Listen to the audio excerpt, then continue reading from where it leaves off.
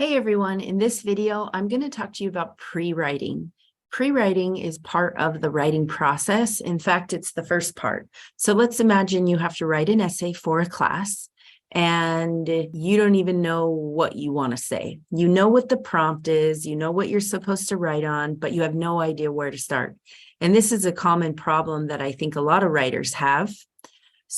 Even me, right? I'm going to demonstrate with you right now in this video how hard it is to come up with ideas, but also how important it is to take this step of the process and think about what you want to say before you start writing. It will save you time in the end. I know it doesn't seem like it, but it will.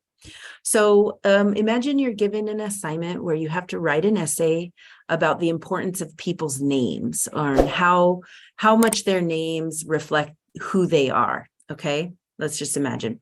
So you have a variety of different strategies for pre-writing that you can use. The first one that I like is free writing. So free writing is when you just write freely about the topic and you have no idea what direction you're going to go in. You're basically having a storm inside of your brain and it's coming out through your hand and you're writing as quickly as you can. You could do it on a computer or you could do it on a piece of paper. But whatever the case is, you should write for at least 5 to 10 minutes without stopping, without erasing, without worrying about grammar, anything like that. In fact, I always tell my students to not worry about that stuff. Why don't you grab a piece of paper, crumple it up, and then open it up and then start writing on it. Why do you do this? Because now you can see this paper is not perfect. You're not going to turn this in. It's not beautiful. It's all messed up. And that's the point of pre-writing, is for you to have messy ideas. You are going to write your ideas on a crumpled up piece of paper or in your computer, wherever, and you're not going to worry about how you're spelling things, your grammar, how you're saying it. You're not judging yourself. You're just writing, because later you're going to use these ideas and put them in your paper. You're not going to turn this in. Okay. So let me demonstrate that as an example. So now I'm going to show you on the computer, but let's say I'm completely free writing right now. I have no idea what I want to say about this topic. I'm just going to give you an idea, an example of my free write. I'm supposed to write about names and how people's names show their identity. I think that people's names sometimes show who they are, but other times that's not always true.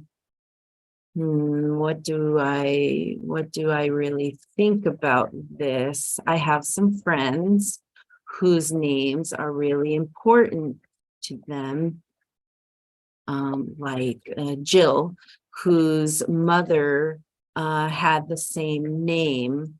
This is important for her because she's really close to her mom, and they are very similar. So in Jill's case, her name reflects her family, a person she loves, and someone who has similar characteristics. Another example of someone is, okay, so this is an example of a free write, okay? I'm kind of all over the place. It's messy. I misspelled some words. It was hard for me not to go back and fix them. But this is an example of me just letting my thoughts that are in my mind about that topic flow. Now, I only did that for a minute. You would want to do that for about 5 to 10 minutes. And then what you want to do is you want to look at your ideas and look for pattern, or not even look at anything. Maybe just writing it out helped you focus and get an idea. Okay, another step you can take for pre-writing, or another strategy you can use for pre-writing, is something that involves asking questions. So asking questions. So I'll show you, again, you can use a crumpled up piece of paper to really get you to not worry about how it looks or how organized your ideas are. You don't need to have it be beautiful. So let me show you an example here of the question strategy. So, we have questions like who, what, when, where, why, how. These questions, you might not be able to answer all of them, but you can try. So think about your topic, names. How do people's names reflect who they are? Do people's names reflect who they are? So I can think of who in my life I think does have a name that reflects who they are. And I wrote about Jill in my free write, Jill and her mother, my kids, my who else? Oh, my nephews, they have the same name as their dad. So I'm thinking of whose name reflects. So now later in my paper, I can use these people as examples, maybe.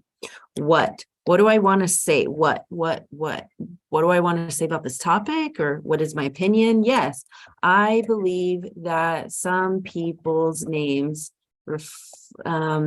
reflect who they are, and it's important to respect their names because of that. That's what I believe. That's what I think.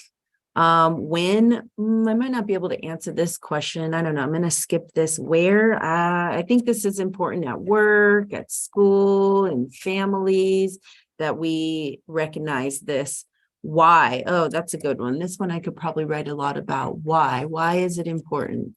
This is important, or recognizing that some people's names reflect who they are is important because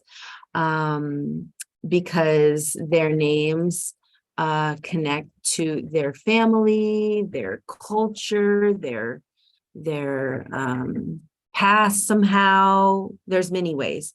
Now, just this part right here where I'm saying why, I can do more questions and answer more questions about who in this case, things like that. So this is another technique. As you can see, I'm still kind of lost. I'm still kind of confused. I don't have a great, I still don't have a grasp, but I have a little bit more clarity about what I want to say about this topic because I've used the questioning strategy. All right.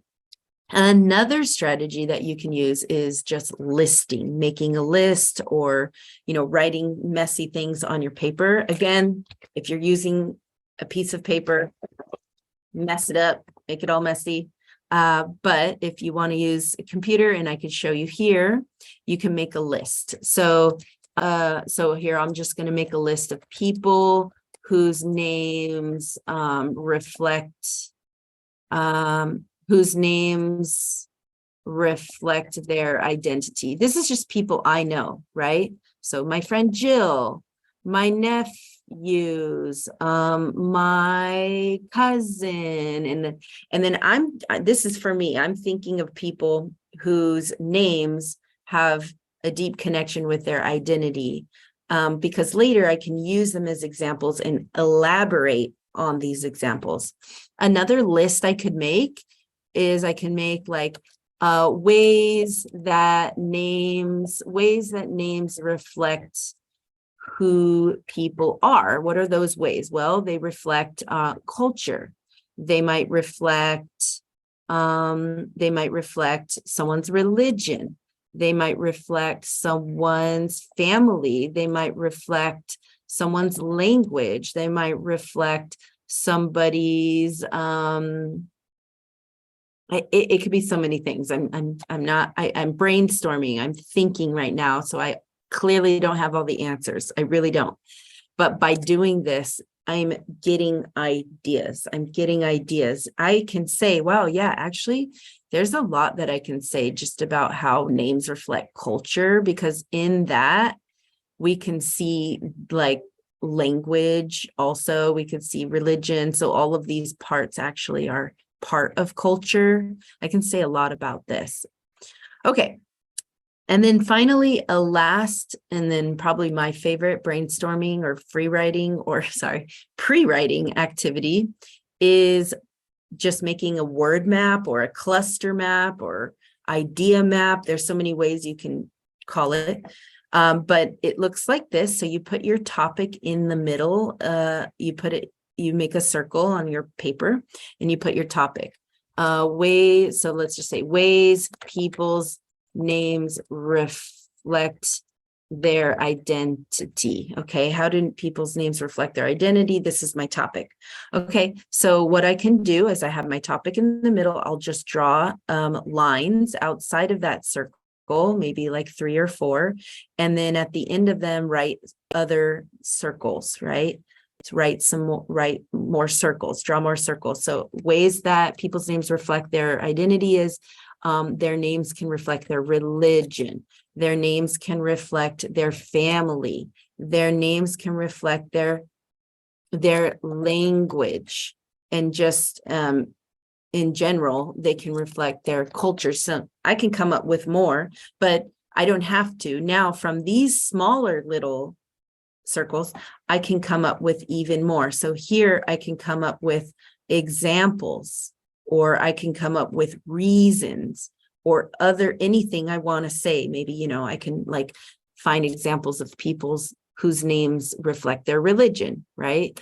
If those people really do have a connection with their religion, like my friend John, okay, that name reflects it's a Christian name. Okay, is John close to his name? And I could give more details in even smaller circles here. Language, different names are from different languages. Just by seeing somebody's name written down, even if you've never met them, you might notice that they might speak another language or not. They just have a different name that comes from a different language, and that can give you information about who they are. Or not. Maybe they don't speak that language, but there is some connection perhaps. So, Spanish or any other language. There could be any, Vietnamese, all these different names, right? Or family, maybe they have a name they have multiple last names. Well, that can reflect their family, right? Or so it might have multiple last names, or maybe they have a name that reflects, their mother's last name, their father's last name. Whose last name do they have, right? Or maybe they were named after someone. So like a namesake, maybe they're named after their dad. Okay, so I'm coming up with lots of ideas here because I am brainstorming and I'm using this cluster map. Now, I might not have everything I want here, but at least I might have like 3 ideas. And I think 3 is a magical number. I always tell my students, think of 3. If you've been able to grab 3 ideas from doing any of those pre-writing strategies, now you can start writing your outline. So you can come up with a plan for what you want to say. So, you might say something like on a scratch outline. I like to use scratch outlines. So you might say people's names reflect their identity. Now, this is a draft. It's a very simple sentence, but this is my thesis right here. This is my point. This is my answer to the question. People's names reflect their identity. Now, all I need are 3 ways that their names reflect their identity. In one way, their names can reflect their culture, okay? And more specifically, their names can reflect their family, and then even more, and also their names can reflect their religion. So this is a scratch outline, and I've gathered these 3 points just from doing all that pre-writing. And I've also gathered even more specific details like people's names and examples and things like that from my pre-writing, which I'll bring into each body paragraph as I'm writing the paper. But this is now my outline, And I kind of have a plan thanks to the pre-writing that I did. I hope that was helpful for you. Bye-bye.